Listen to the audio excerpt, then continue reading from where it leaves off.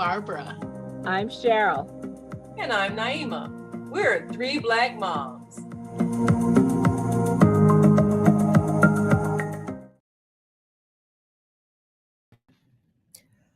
What are we going to do? We are in the midst of what looks like the most discouraging part of the world right now. We have an unelected billionaire who is laying waste to government programs with the idea that he can do whatever he wants, and people are afraid to say anything because those our elected officials are more afraid and more concerned with keeping their jobs than doing their jobs, which is representing us. So, what are we as a people going to do? Well, we can sit back, we can throw up our hands, we can call on the Democrats to do something. We can try to rouse our former leaders like Vice President Harris or Secretary Hillary Clinton or other of our past leaders to please do something, or we can do something. We can be the people and the leaders that we're waiting for. And one of the first things we can do is vote with our dollars. That is, let's withhold our dollars. This Friday, February 28th, the last day of this year's Black History Month, we are going to sit our behinds at home and not go out to a store because we can. We have been calling, and it's not just us, y'all. It's all of those disaffected Americans who care about what's going on in our country and who are dissatisfied and discouraged and angry about watching someone who we didn't even elect. Not whether you voted for Trump or not, you didn't vote for Elon Musk. So what we can do is hit them in the pocketbook, and that is all of those feckless companies who decided to roll back their diversity, equity, and inclusion programs as part of bending the knee to this administration. We are going to have an economic boycott. We're not buying anything on February 28th. That's just the first day. The first day, February 28th, and we do have a plan, is the economic boycott. Don't buy. Get your grocery shopping done earlier this week. Get the gas for your car. Get all your lunch items purchased, and then don't buy, because that one day can start the revolution that we need. So, sisters, I'm going to talk about some of the other ones, and then we can talk about what we can achieve. The next dates are March 7th through the 14th. That's 1 week.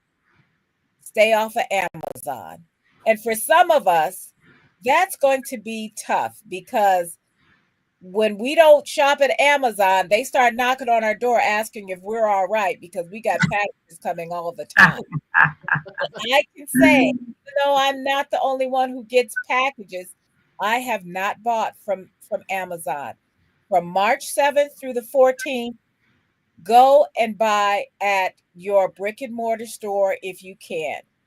Amazon, Jeff Bezos is a big Trump supporter. Don't give him any money. March 21st through the 28th, Nestle. We're going to boycott Nestle. And I want you all to share these dates because if enough of us participate, we will see the change that we need. April 7th through the 14th, we're boycotting Walmart. I'm happy to say I don't go to Walmart because I think they're a raggedy company. They don't pay their employees well, so a lot of them are already taking government assistance because they're not paying them well enough to even to Make it.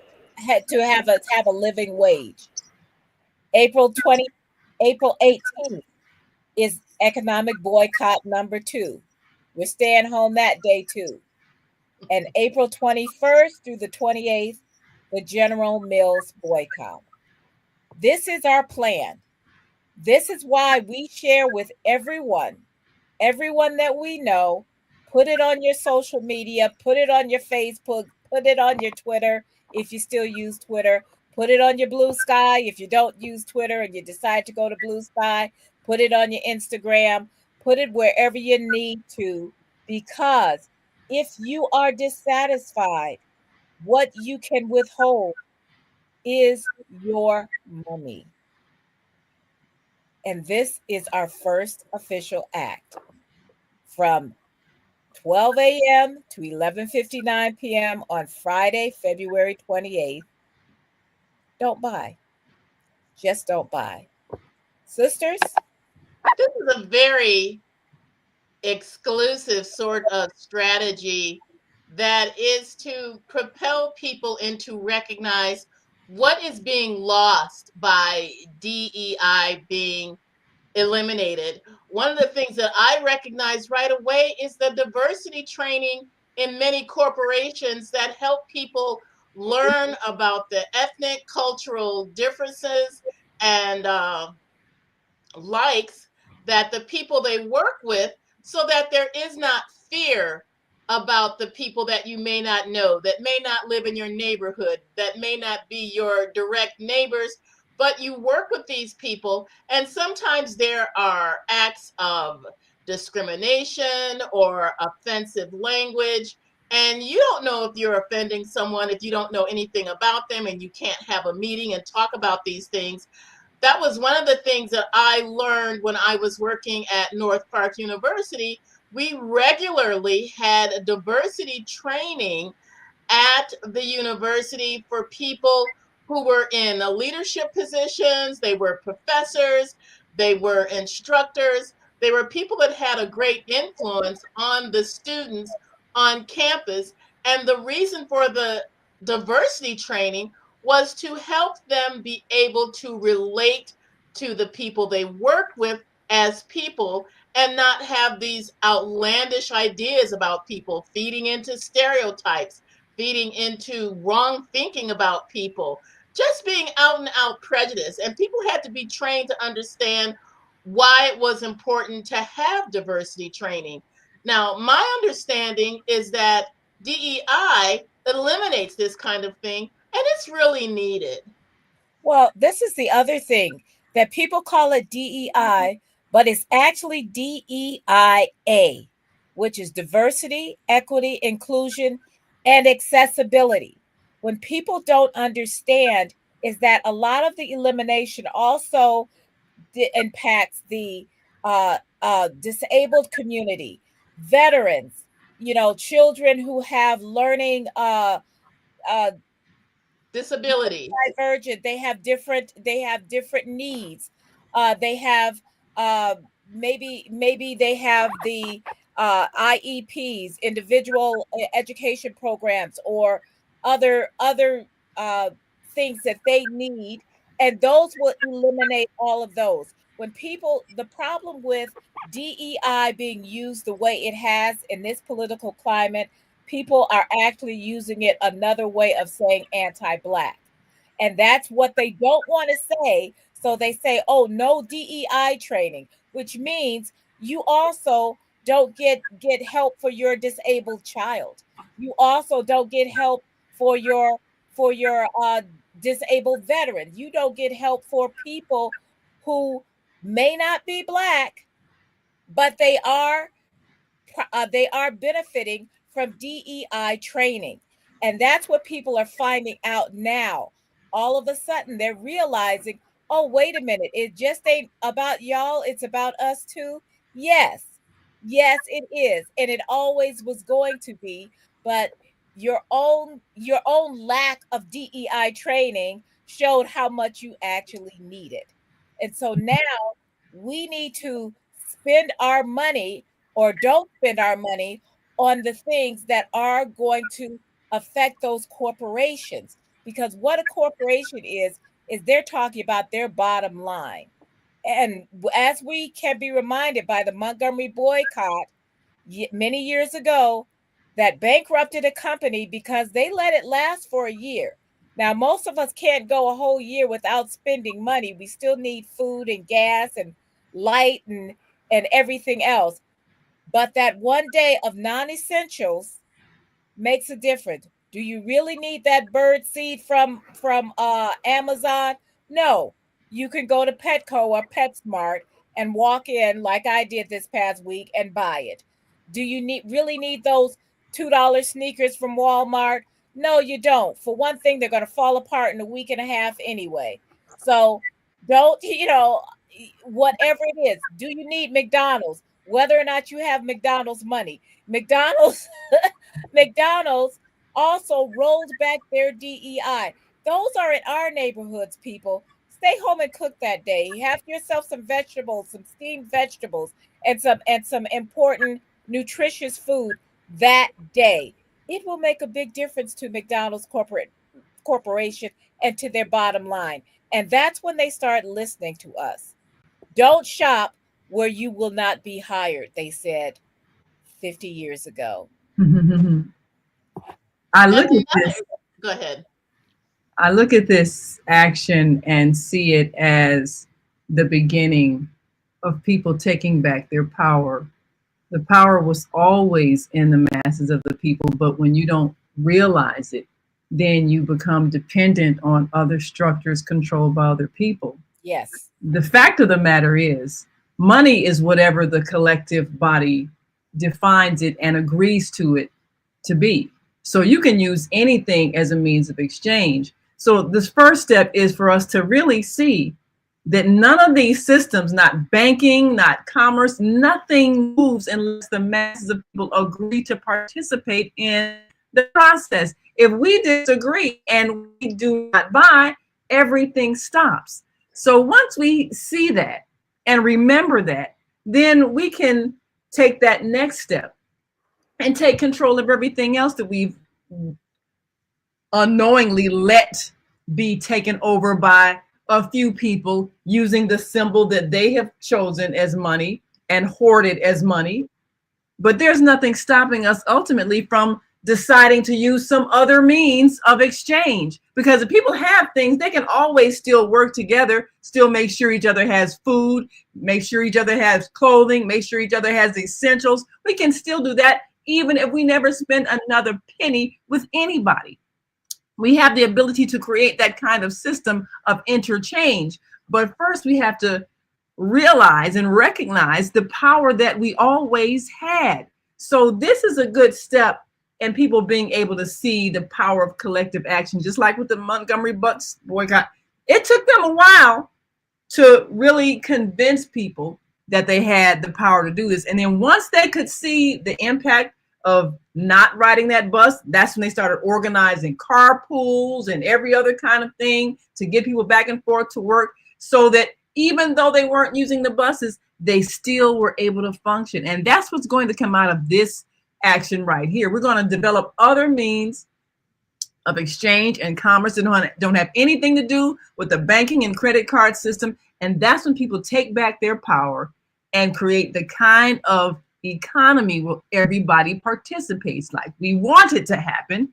So this was necessary. We had to go through this so we could see how we had given away our power to people who were multimillionaires and neglecting people. Now we can take that power back and then restructure the whole economy and do something totally different. We're not going to go back to what was. We're going to create something different, something new, that's something that we control, and we're never going to take that power and give it away again.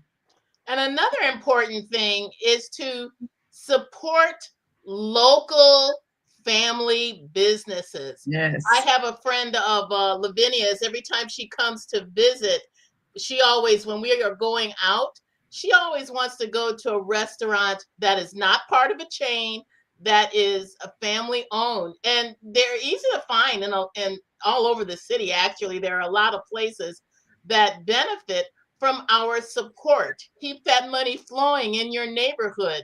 Support your family owned businesses. Those kind of things are very helpful. Absolutely. And that's going to also cause people to think about starting businesses, because wherever there's a need, there's an opportunity. So Yeah. People are going to think more about, how can I create something that I can support my family? I can employ my children. I can use my creative energy and nobody can fire me. And that's the kind of economy that we had years and years and years ago, before the big corporate structures began to take over everything and control everything and put the mom and pop stores out of business. And you know, some of these corporations, they do that. Walmart, they have walked in, they have come into small towns, they have built these superstar stores where they can, you know, sell, yeah, they can undercut, and then they force out the mom and pop stores that have been there for decades. And when they get tired and they've decided, oh, okay, we can't make any more money, they close it down and they move. Everybody's out of work. They need food deserts and food swamps and places where people can't get their goods, and they move on, and there's no accountability. You know, and so we need to start saying, well, wait a minute, we don't need to do that. You know, I tend to buy a lot of books on my Kindle because it's hard to find those same books or even small bookstores, but you can't get them at the library. You can, you know, download from the library. You don't necessarily have to buy from Amazon, even though they tend to be cheaper, because they're doing a lot of undercutting of local businesses. And so it's hard, and it's hard because they have done so well that way, that when you go into a brick and mortar store, a lot of times you can't find the things that you want because they don't stock them anymore, because nobody buys them anymore. So you go on Amazon and you just can get it and it'll be there the next day. So it's this self-perpetuating thing. But I also want to talk about the Black community, because I saw something recently, and I don't know what the numbers are, but I know that in some communities, they keep the dollars in their communities a lot longer than we do. I think it was like 28 days for the Asian communities, and some of the other communities, it was a few days. And for Black communities, we keep our money in our communities for 6 hours. And that's the thing. We do not support ourselves.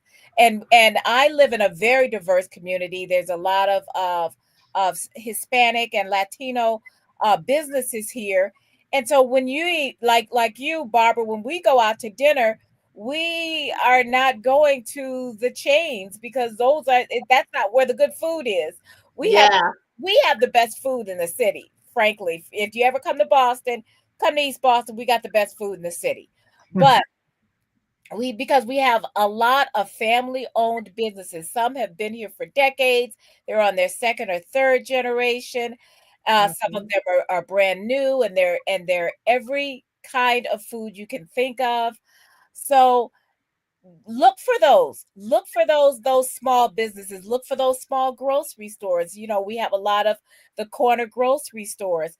You know, a lot of them, you know, they may be higher than the supermarket, but as long as you're getting fresh food, do you really need to go into the local, you know, supermarket that probably still has a markup? You know, there's so much we can do to support ourselves. But the one thing that we can do is to say, we are not going to lie down and do nothing. That's the thing, is we don't have to lie down and do absolutely nothing. We can lie down and do absolutely nothing on February 28th as far as spending. Do nothing on that day. And realize it is going to cost something. It's going to cost your convenience.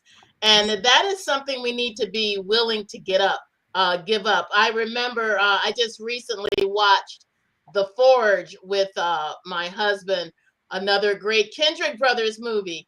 But one of the things that was brought out in this narrative that was shown was that the young man, in making a change in his life, he was going to have to give up something. And he was going to have to give up something that wasn't necessarily bad, but it was detrimental to his growth as a young Christian. And it that sort of sentiment carries over in every area of our lives. In order to make improvements, in order to make things better, you may have to give up some of your own comforts. I know that the people who, like in the Montgomery bus boycott that lasted over a year, 381 days, those people, many of them, even if they weren't carpooling, they were walking to work or they were taking days off, but they were working together as an organized group of people to exhibit and force there to be change. A lot of things that come through the Supreme Court, they don't, people don't do things out of the goodness of their hearts. No. They are forced to do things because it's the right thing to do, but also sometimes they have to be made to see that this is the right thing to do. And so it is important to be willing maybe to give up something that you like in order to make things better for other people who are being oppressed. And then also learn how to supply the thing that you're giving up. And I've been talking a long time about how people have houses with backyards. You're growing grass. Well, that's nice, that's pretty, but you don't have a cow. So who's eating that? I mean, you have land that you can grow your own food. And once you get used to eating what the earth gives you for absolutely free, if you just nourish it a little bit with seeds and water and everything, sunlight, then you realize, wait a minute, I've been letting these supermarkets decide whether or not I eat. And I got land, I could grow it myself. So, and it's not poison with not GMO or any of those things. Pesticides. So pesticides that's killing you slowly. So this is an opportunity for us to take back our power. We always had it, but like you say, Barbara, convenience. Okay, yeah, it's convenient. Just go to the store and pick up a bag of potatoes rather than me getting the dirt and dig it up and then let it grow and then dig the potatoes up. Yeah, that's fine. But how intelligent is it for you to have your power to eat in your own hands so that you don't have to be in fear of somebody if they decide to price things way out of your range or close up shop and move away so you don't even have a store? This is why we have to go through this so we can see our power and take it back and create a way of exchanging and interacting and unifying so that we're always maintaining a strong community, a strong self-supporting community. It can be liberating. Yeah, absolutely. Yes. Be willing, and it's hard. I'm going to tell you, and Amazon everybody has a love-hate relationship with Amazon. Yeah. When you need something quick, and they've gotten quicker, sometimes you can order something, it'll be there the same day. They Or all yesterday. yeah, yeah, but they also have a terrible business model because they burn out their employees and they will just replace them all. So they have like 100% turnover because they burn people out. So they're a terrible business model as far as corporations go. They don't care about their workers. They fought unionization, because they don't care. If you don't like it, leave. We'll give somebody else a bonus and then go back to exploiting them. And so isn't this an opportunity for somebody to create a delivery service where the employees are treated well? Well, yes. Oh my goodness, there actually is one, and I don't remember her name. It's actually called the Black Amazon. I'll get that to you next time. Yeah. But we also, and this is going to be an ongoing conversation for us, as we have to understand, and for somebody who can oh, you say you need such and such, and I can get on my phone and I can get it to you there in just a few hours. It's a sacrifice for me to, all of a sudden I'm out of bird food and I have to drive a few miles and I have to go to a pet store and I have to look and see if they have the right food. and I'm going to pay a little bit more. But, sometimes that inconvenience is your sacrifice. Yeah, I know we got to leave soon, but I'm reminded of that scene in um, the movie Gandhi, where they marched a whole group of people to the seaside to get salt. And the whole idea was, we don't have to buy salt. We can get it where it's absolutely free. Yeah, it's not as convenient. We got to go a long way, but it represents freedom, because we're not allowing anybody to oppress us and force us to pay for something that's right here on our land. We can get it ourselves. So it's the same thing with all of these things. Yeah, it's easy to, take the phone and make that call and it's delivered.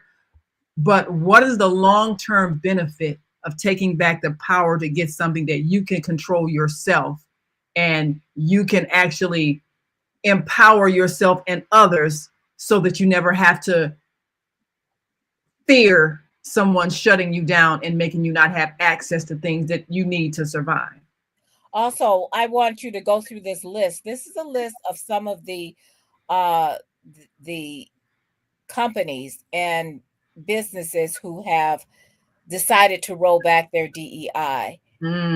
So Don't buy from list.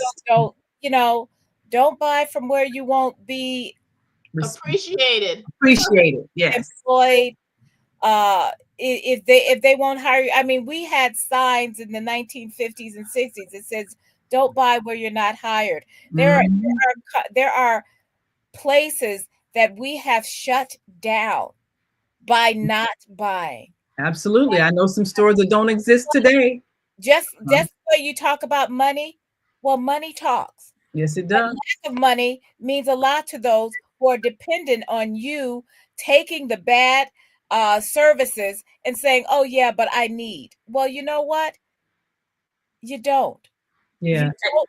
You don't need to shop where you are not being treated well. Just like the places where when they would follow you around the stores or make you leave or check your bag. Leave your purse or your bag at the desk. Like, I should trust you with my bag. Yeah, and I used to think about that when Sarah was young and we would go to Rainbow and they want to check our bag. I said, you know what, you selling like cheap shirts for $6.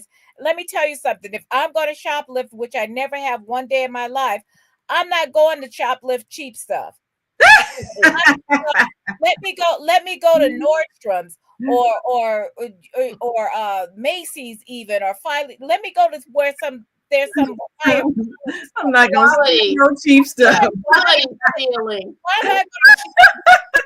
Well, I know we gotta go, but one thing I do want to say before we go is that as we put this strategy in motion, we have to collectively be prepared for the fallout of jobs that may be lost and all of that. But that means being prepared to hire people at the businesses that we create. We have to have the plan B ready in mind, because that is the next step. Don't expect the people who are doing you wrong to suddenly do you right and then make everything all better. No, take the power back. Don't take the power. Don't give it back. Create something that you control and never give that power away again. We really can do this, and we can create a whole new economy. This is just the start. Tell everyone you know. Put it all on your social media. Economic boycott, February 28th. That's right. Well, this is the beginning. Thank you so much for listening. We appreciate you. And as always, we want you to like and subscribe us on YouTube, the Three Black Moms, and like us on Facebook, Three Black Moms, and feel free to add your comments and let us know, are you going to participate in the DEI boycott and beyond? Until next time, I'm Naima. I'm Cheryl. I'm Barbara. We are Three Black Moms. And we will see you next week, same time. And by then, we will have seen the power of our boycott. Join us.